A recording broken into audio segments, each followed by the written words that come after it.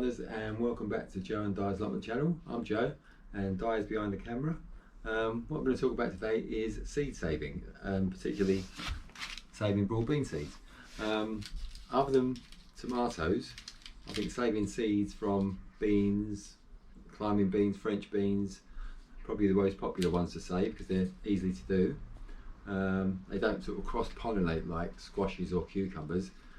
They do cross-pollinate, but they're not. It's not such a big issue with beans. I mean, you can broad beans can cross-pollinate, but you can avoid it by taking the ones from the centre of the patch. But if you don't mind them cross-pollinating, it's not a big issue anyway, really. Yeah, I mean, we like to grow broad beans for quite a number of reasons. They're sort of highly nutritious protein for us. They fix nitrogen to the soil, so they're really good in that respect. And another factor is they're easy to save the seeds from. Yeah, we grew 2 main beds of aqua dolce this year, which is the variety we grew. One was from bought seed, and one was from saved seed from the year before. And I think we slightly got a higher yield from the ones we saved our own seed from. But other factors could come into that, so it's not, wholly and solely to do with the fact that we saved our own seed, but there was a higher yield. There's a few reasons why we do save our own seed. One is saves you money. For every 30 seeds we sort of save our own, that's about £1, so it does add up to quite a bit if you want to plant quite a few broad beans. Other factors are it makes you a bit more self-reliant. You're not dependent on the seed company, and you sort of develop your own variety after a while. If you keep doing it year after year, the seeds actually get used to your climatic conditions in your soil. So you're sort of developing your own variety, and it's truly an organic bean. If you grow organically, it's an organic bean as well. So they're the sort of reasons why we do it.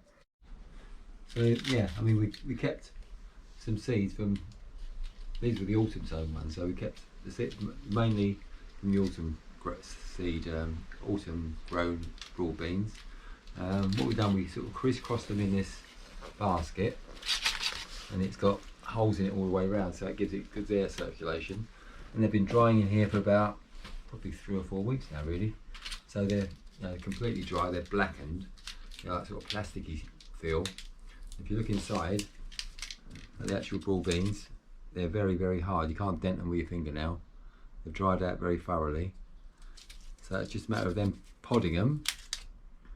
And what you need to do is check each one individually as well as you're going through. If you've got holes in them, it means you've got weevils in them, and they just won't germinate. So sort of mainly sort of have a quick check, make sure there's no holes in them.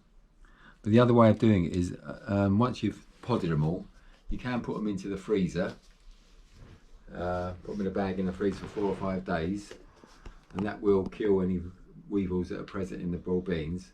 It does lessen your germination a little bit, but it swings and roundabouts. If you leave the weevils in there, they could come out and get into the other beans. So if you kill the weevils, you might lose a bit of germination, but then you ensure that the weevils are dead. So yeah, I mean, it's a matter of just checking them all individually. I mean, the holes are quite clear. We haven't got any here at the moment, but I'll show you if I find one. It's just a matter of sort of keeping them. So I mean, that was quite a good one. There was 7 seeds in that pod. So you can see little holes, sort of obvious signs of weevil damage, and we've actually seen some weevils coming out of them, so they're definitely there. So yeah, we've discarded as many as we can into the compost bucket there. So that's how you can see if they've got the weevils in with little holes. I've seen a few flying around, haven't we? So yeah, they can go in the crawling as well. Crawling. Go in the compost. So we've actually collected about 450 seeds here. There's another one with a hole, look. About 450 seeds in here, which is about £15 worth of broad bean seeds, so it's not bad. As I said, I'll put these in the freezer now, so if there's any weevils left in there, that'll see them off, and it might affect the germination a little bit, but yeah, it's better than having weevils infest the rest of it, so it's a good way of killing them. Yeah, so once they've been in the freezer for sort of maybe 48 hours or so, I'll take them out, let them dry off completely, Then I store them in an airtight jar. Make sure I label it own seed. Pretty obvious, you can see they're your own seed anyway by the sort of state of some of them.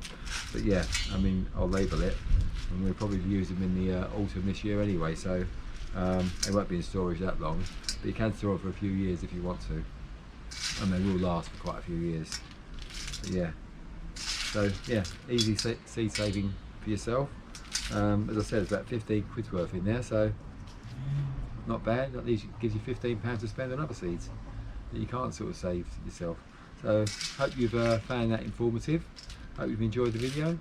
Give us a thumbs up if you like it, or leave us some comments if you've got any other ideas, or you've tried seed saving yourself and you've got tips for people. Leave it in the comments box and we can share it amongst ourselves.